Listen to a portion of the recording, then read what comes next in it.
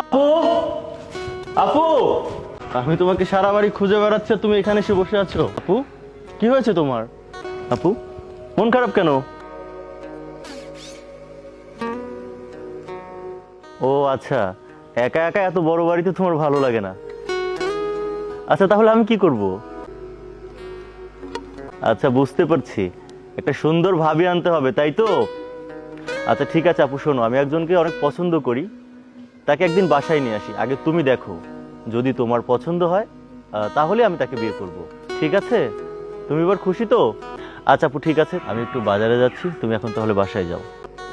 জুয়েল, এই জুয়েল, কোথায় তুমি?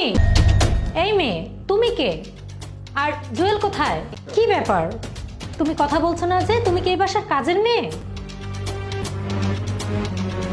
আচ্ছা ঠিক আছে। এত সুন্দর একটা মেয়ে এই বাসায় কাজ করে, জুয়েল তো আগে কখনো ওর ব্যাপারে আমাকে বলেনি। ঘটনাটা কি? নিশ্চয়ই এটার মধ্যে কোনো রহস্য লুকিয়ে আছে। তা আবার মেয়েটা কথাও বলতে পারে না। কি ব্যাপার তানিয়া, তুমি কখন আসছো? এই তো কিছুক্ষণ হলো আসলাম। আরে তুমি আসবো, আমাকে একটা কল দিয়ে আসবে না? আমি তো আরো অনেকক্ষণ বাইরে থাকতে পারতাম, তাই না? ফোন কল দিয়ে আসলে এই রঙ্গলীলা তো আর নিজ চোখে দেখতে পারতাম না। রঙ্গলীলা মানে? তুমি এগুলো কি বলতেছো? তোমার মাথা ঠিক আছে? হ্যাঁ, আমার মাথা ঠিক আছে। তুমি তো এখন কিছুই বুঝতে পারবে না। ঘরে এত সুন্দরী একটা মেয়ে থাকতে তুমি আমার ফোন কল কেন রিসিভ করবে? কেন কল ব্যাক দিবে? কেন আমার সাথে দেখা করার প্রয়োজন তোমার হবে বলো তো? তোমার মাথা ঠিক আছে? তুমি কি বলতেছো এগুলা? আমার মাথা ঠিকই ছিল। এসে যা দেখলাম, এখন সত্যি সত্যি আমি পাগল হয়ে যাচ্ছি। তুমি কি বলতেছো আবুলতা বলে এগুলা? কি বলছি মানে, এই যে এই মেয়ে, ওর কথাই তোমাকে বলছি। এখন বুঝতে পারছো?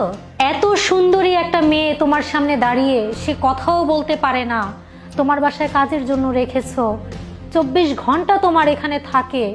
সেজন্যই তো বলি, আমাকে আগের মতো এখন কেন তুমি মনে করো না? কেন সময় দাও না আমাকে? আমি কি কিছুই বুঝি না? তানিয়া, তুমি এগুলো কি বলতেছো? তোমার মনে হয় কোথাও ভুল হচ্ছে। আমার একটুও ভুল হচ্ছে না। চুপ, একদম চুপ, একটা কথা তুমি বলবা না। উনি কে তুমি জানো? উনি আমার আপন বড় বোন। আর তুমি কিনা আমার বোনকে নিয়ে আমাকে সন্দেহ করতেছো। সি তানিয়া, আমার ভাবতেও ঘৃণা লাগতেছে যে আমি তোমার মতো একটা মেয়ের সাথে রিলেশন করছি, যে কিনা আমার বোনকে নিয়ে, আমার মায়ের মতো বোনকে নিয়ে আমাকে সন্দেহ করে। তুমি যতটা সেন্সলেস, যদি এই কথা আমি আগে জানতাম না, তোমার মতো থার্ড ক্লাস মেয়ের সাথে আমি রিলেশনে যেতাম না। স্টুপিড। আমার ভুল হয়ে গেছে। চুপ, কোনো কথা বলবা না। তুমি এই মুহূর্তে আমার চোখের সামনে থেকে বললাম তো সরি, আমি বুঝতে পারি নাই। স্টুপিড কোথাকার, যে কিনা আমার বোনকে নিয়ে আমাকে সন্দেহ করে। তার মতো সেন্সলেস মেয়ের সাথে না রিলেশন করা আমার পক্ষে কোনোভাবেই সম্ভব না। বের হয়ে যাবো, এই মুহূর্তে বের হয়ে যাবো।